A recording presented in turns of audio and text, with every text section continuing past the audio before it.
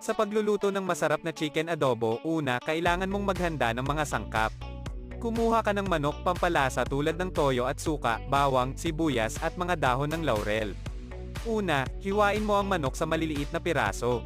Pagkatapos, igisa mo ang bawang at sibuyas sa kawali hanggang maging golden brown. Ilagay mo ang manok sa kawali at lutuin ito hanggang maging light brown ang kulay.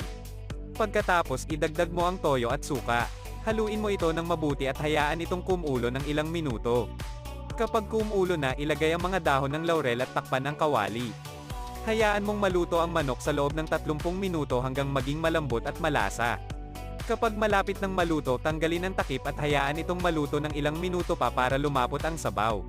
Kapag handa na ang chicken adobo, ilipat ito sa isang serving dish at pwede mo itong ihain kasama ang mainit na kanin.